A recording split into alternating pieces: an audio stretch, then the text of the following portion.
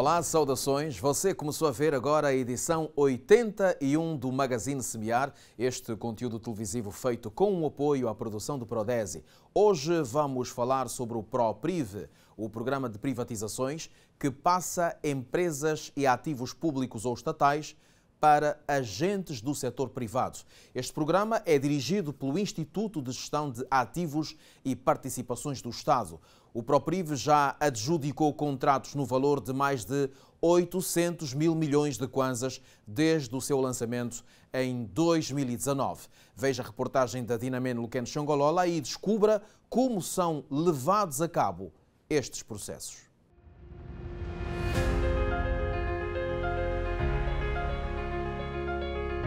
Criado com base na Lei nº 10/19 de 14 de maio, a Lei de Bases das Privatizações, o ProPrive, Programa de Privatizações, foi aprovado pelo Decreto Presidencial 250/19 de 5 de agosto para o período 2019-2022, com um objetivo principal: privatizar um número significativo de empresas para que estas pudessem ter maior eficiência e pudessem dotar a economia dessa eficiência.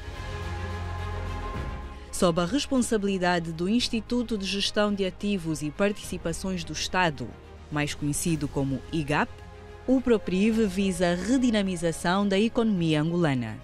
Se olharmos para a composição do produto interno bruto, nós constatamos duas coisas.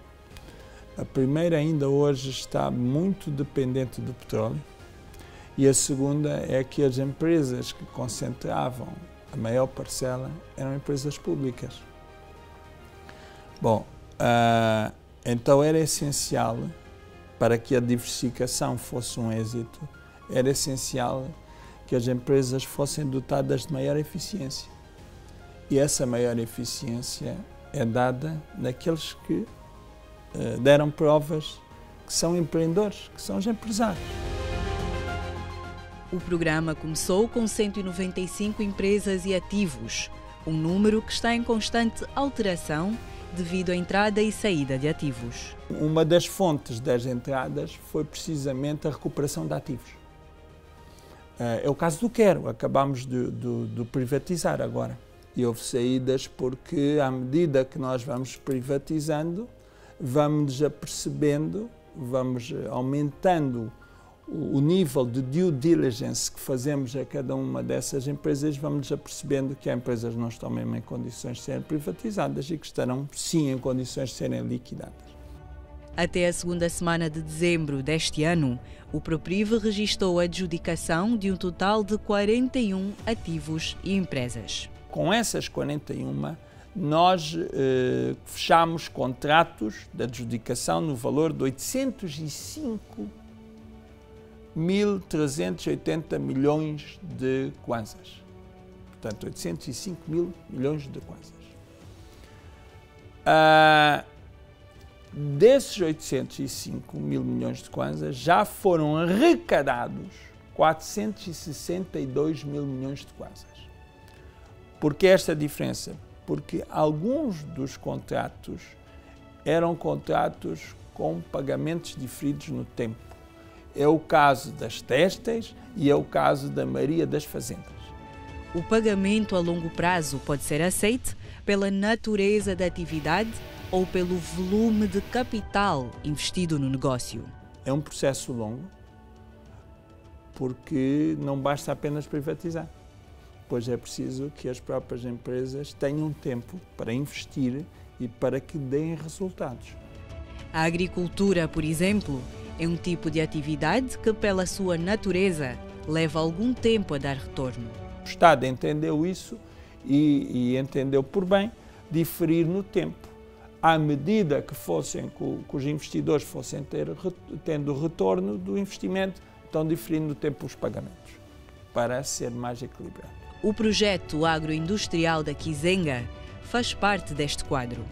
Estamos na província de Malange, município de Kakuzo, onde está situada a fazenda Kizenga, criada em 2012, com a capacidade instalada de produção de cerca de 20 mil toneladas de milho e 1.300 toneladas de soja por ano. Esta unidade produtiva foi recentemente privatizada, depois de cerca de 5 anos em paralisação. Vamos então saber como é que a empresa IEP está a trabalhar para trazer de volta vida a este projeto. Venha conosco.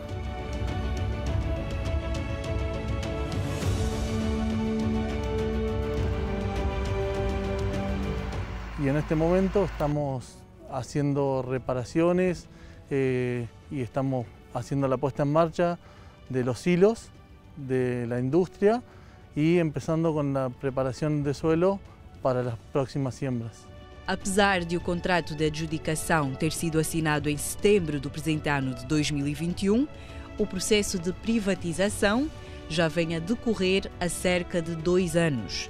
Para uma melhor compreensão sobre o tempo que leva o processo, vamos primeiro falar sobre como são escolhidas as empresas e os ativos a privatizar. Os setores é que arrolam, ou seja, fazem a lista das empresas em cada setor que devem ser privatizadas. Foi isso, com base precisamente no princípio e nos objetivos do programa. E os objetivos do programa é o Estado deve se focar naquilo que é a sua especialidade e que faz bem. E o Estado deve se focar em ser o árbitro e não o jogador. E, portanto, tudo o que eram empresas que estavam em pé de igualdade de competição ou de concorrência com empresas privadas não fazia sentido prosseguir. E é nesse sentido, inclusive é preciso dizer isso, que se tomou a decisão de até se vir a privatizar, mesmo que parcialmente, empresas estratégicas, como o caso da Sonangol, da Endiama e da TAG. O programa divide-se então em 4 tabuleiros fundamentais, começando pelo das empresas de referência nacional. São empresas de alguma dimensão, estamos a falar de cerca de 35 empresas de enorme dimensão, das quais nós já privatizamos as 3 empresas têxteis, já privatizamos as pequenas participações que o Estado tinha nas cervejeiras, também eram empresas de referência nacional, Cuca, Nocal, etc. Os restantes 3 tabuleiros são onde se encontra uma grande variedade de ativos. Quando nós dizemos ativos, é para diferenciar empresas que ainda estão em funcionamento de outras que ou estão paralisadas ou não têm forma jurídica.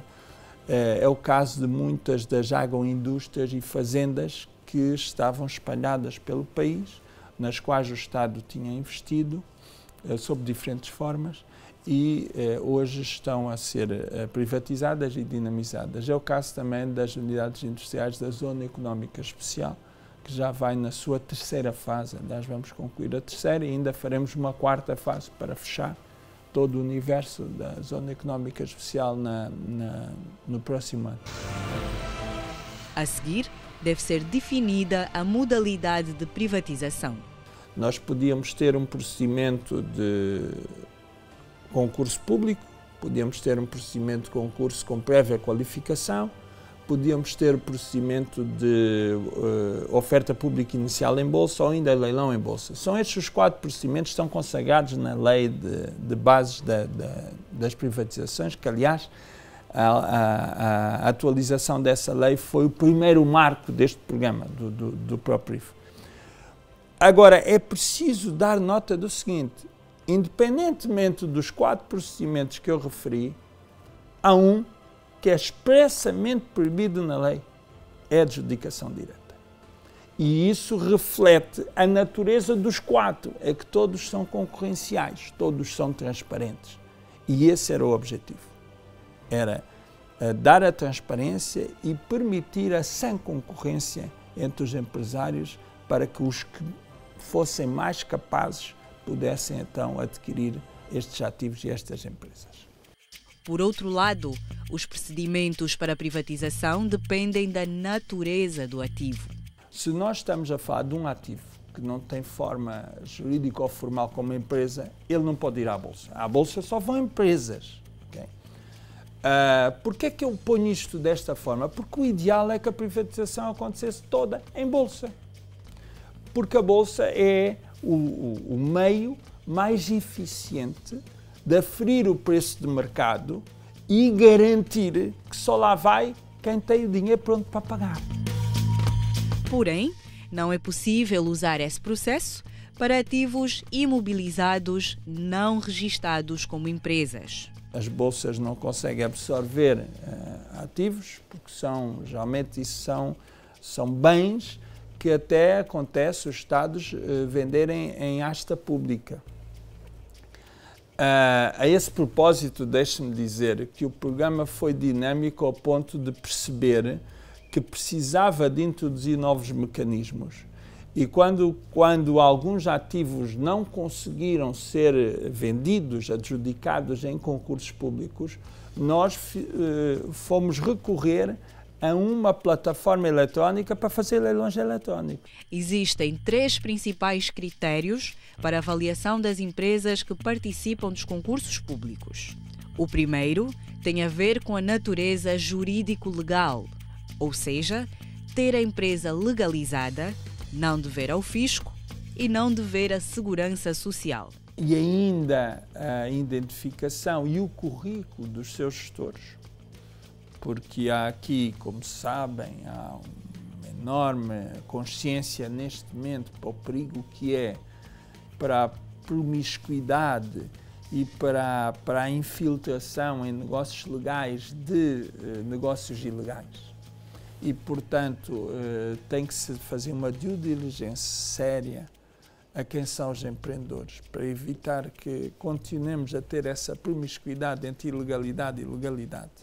O segundo critério tem a ver com a natureza técnica e corporativa. O que ele tem como ideia e como plano para a empresa que quer comprar, e isso são as questões técnicas, mas depois tem as questões corporativas, qual é o seu histórico, o que é que você já fez. E por último, a natureza financeira, ou seja, o valor monetário que a empresa tem para oferecer. E é preciso ter alguma cautela porque nem sempre é linear, nem sempre tem a ver só com o valor, tem a ver também com o prazo em que se paga, não é? Eu posso oferecer mais, mas estou a oferecer num prazo maior e isso tem que entrar em linha de conta. Tem a ver com, às vezes, há uma componente fixa e uma componente variável. Então, não é tão linear assim e tem ponderações distintas, não é? Já no caso do leilão eletrónico, as exigências são menores. Ainda assim, tem que entregar os papéis todos da conformidade jurídico-legal e depois tem que licitar o preço. Portanto, aí já não entra tanto a componente técnica e a componente corporativa, mas é preciso esclarecer que a maioria destes que estão agora em leilão eletrónico já tiveram em concurso e que saíram desertos e por esse motivo é que vão para leilão eletrônico. Os anúncios sobre os concursos e leilões são feitos através da imprensa pública ou pelo portal do IGAP. Os espaços saem de Diário da República, mas depois também colocamos no Jornal de Angola, mas está tudo no nosso site. Tudo está no nosso site e é fácil, é chegar lá e geralmente até temos pop-ups para cada ativo e consegue-se lá chegar. O mesmo haverá para o link para o leilão eletrónico. Está na hora de fazermos uma pequena pausa, mas quando nós voltarmos, você vai ficar a saber das principais vantagens da privatização para os empresários, para a economia nacional e para os angolanos de um modo geral. Até já.